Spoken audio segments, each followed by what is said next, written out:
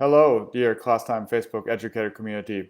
I'd like to take this opportunity to welcome many new members this week and encourage you to sign up on classtime.com. You can find the link in the description. Once you're on the website, simply click on Teacher Login up here. Then you can pick Sign Up and then pick the method you prefer, either via Facebook, Google, Microsoft, or Office, or just sign up with your own email password combination. I also want to point out that today I'll be talking about several premium features.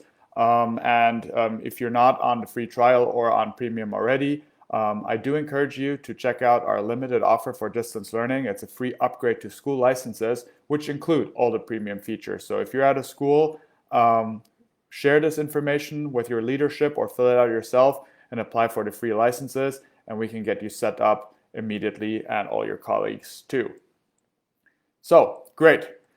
We got several questions again this week, and I'd like to share with you. We'll be talking about the puzzle images, one of the gamification elements we have. We'll be talking about PDF reports. We'll be talking about partial grading, and also give you a short introduction to the hotspot questions that we have. Great. Let me start off first by explaining the puzzle challenge. So, let me log in 1 second.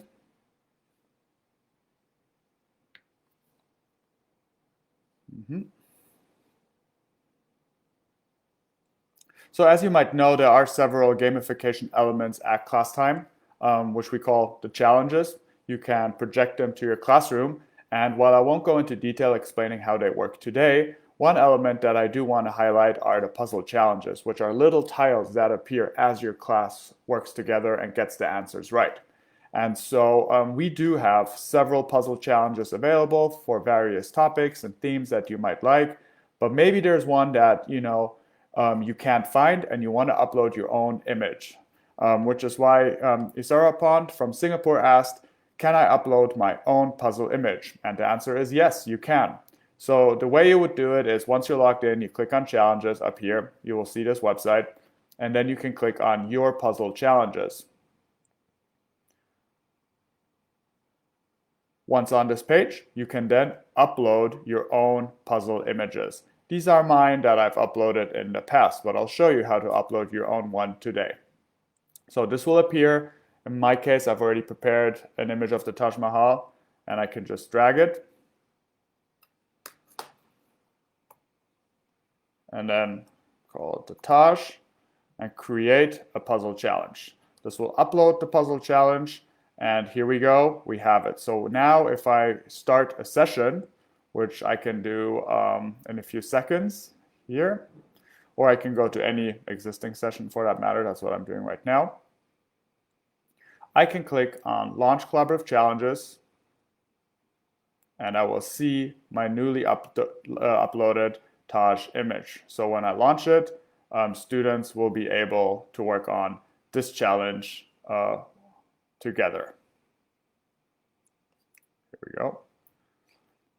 And so this is how it would roughly then work as the simulation works through the questions. But you can upload any image you want, so you can really personalize it based on the topic you're teaching, or maybe a picture of your photo of your own students, whatever you think is fun or relevant to the topic. You can upload anything if you go to challenges and then upload your images. Great. Next question. Next question was correct. So Jill from Houston asked about the creation of hotspot questions. So we have 9 different question types, and one of them are the hotspot questions. So I've prepared a few for you to show you. And so the way you would create a hotspot question is that, and I'm going to do this from scratch. Obviously, first thing you do is you switch to the hotspot question type here. So out of all these, you go to hotspot. And what it does is that it uploads, well, in this case, I had an image, sorry. You can upload any image you want and then mark a hotspot area that students need to identify in the image. This is different from uploading just an image, so make sure you don't confuse these two.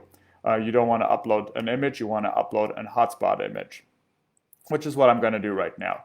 Here I have two options, right? I can either upload the image as I just did with the Taj Mahal by just dragging and dropping, and I have this as well right here, this image.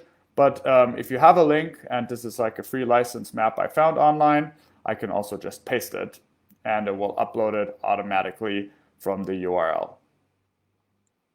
Now, in this specific question, it asks about the country that Cleopatra ruled. So in this case, I would say, okay, there's only one correct answer, and that's Egypt. So I can go here, I click, then I click again, then I click again, and I define as many corners as I want, as many dots as I want. I tend to be a bit more generous so that I can make sure that students don't misclick. And you close it by simply clicking on the first one again. Now I've defined my hotspot area. I can save this, and I'll show you in a second how it looks for students. But this is not only for maps, obviously. You can also use it for maths.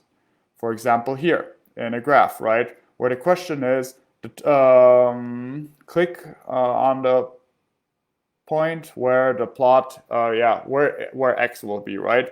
So in this case, it's X and 10. So you look at the Y axis, 10, and you can then create a hotspot here. So students will be asked to click on that spot.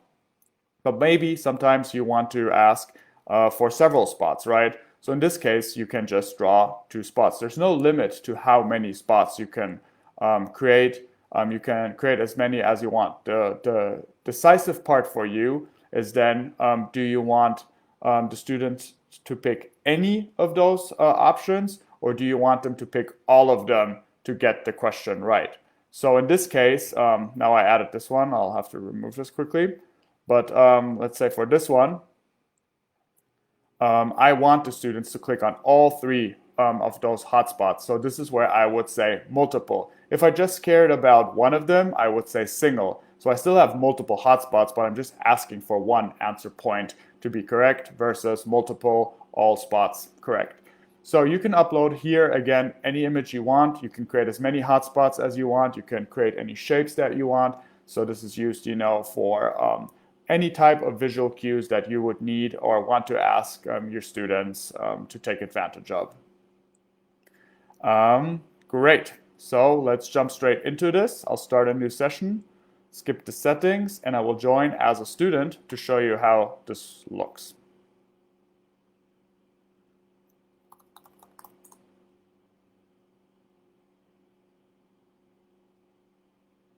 You see, so now we have our map. And now I can, as a student, click on Egypt. And if I get it right, I got it right. This was the area that we just marked. I can pass on. I can do the same here. Now I'll misclick on purpose, and I will mark it as incorrect. Or if I have multiple, I can go here, and then I add a new point, and then I go here, and I don't want to add another new point. Actually, now I did a mistake. Never mind. Here we go. So here. And here, and now answer, and now I got them both right. And the same analog here, if I just answer one, it's incorrect because I required all of them to be correct. Great. That was it with the hotspot question types. So I'm really curious to see, what kind of questions you create. If you have any advice or any more questions, feel free to comment or reach out to us directly. We'd be happy to hear about your ideas. Great. Next question is from Cornelia from Switzerland, and she asks, how does she give partial points to free text answers? So usually if you have partial points activated in your settings, which is here, the system will automatically award partial points once they come in. For example, in this case, I only got 1 out of 3, so I got 1 out of 3 points. But what if it's a free text response, right? So this is completely unrelated, but this question asks about an explanation, why seeds don't grow in stomachs, right? And then maybe the student just write acids. And it's not a satisfying answer. It might be correct, but it's not good enough. And you don't want to give the student the full 2 points. So what you would do in this case is when you go and you edit the valuation, you'll see that I answered acid. So I can say no, and I'll just get 0 points for this. And you'll see this here. Well, now I got some other points, but there's no additional points. Or I can say, okay, I accept this answer, so you'll say correct, but you don't want to give the full points, then you can just hover over this and you give 1 out of 2 points, right? And this will update it. So now I have 5 instead of 4 points. And that is how you partially grade free text responses. As students come in, you'll see the list of all the answers, and you can quickly go through them. Then I have another minute for a final question. That's from Fabio from Brazil. And he asked us, how can I send PDF reports to my students? So today, the way you would do it is that you click on export, and then, let me move my camera. I click on exports and then student PDF reports, where I can download the report per student, right? I'd have to send it to the student, so sometimes it's a bit of work. So what we've developed now, and it's an upcoming feature, it's already live now, but it's a bit hidden, but you can already use it, is what we call a student portal. And the student portal is accessed by this link, which is /student/login, and students can then log in only if they have a Google, Microsoft, or Clever account. So nicknames won't work here, which is why we have the guest student to enter a code and join. But let's assume you have a school that supports one of these accounts for students. I can join as a student with my Google account, or Microsoft or Clever, right? Doesn't matter. And I will now see the option to join a code, but I will also see all my historic sessions that I've worked on, right? And I can join them immediately from here, or if they're ended, I can't join them anymore. But I will always see what was my historic performance. And if you do allow to show the solutions and the student has answered all the questions, they can hover over this and download the PDF report themselves directly from the student portal. And they will get this report where you will have the detailed points, all the questions, and all the information in one place for the students to review and take home, think about it, and do whatever you think students should be doing with this PDF export. Again, this is not public yet, but you can use it. As a reminder, what you do is student/login, as I wrote here in the URL, and they will be able to join then through Google, Microsoft, or Clever accounts. Great. That was it for today. Thank you everyone for the questions you've sent in.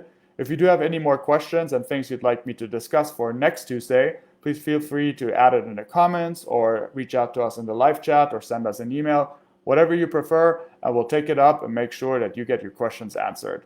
Thank you very much, and talk to you soon again.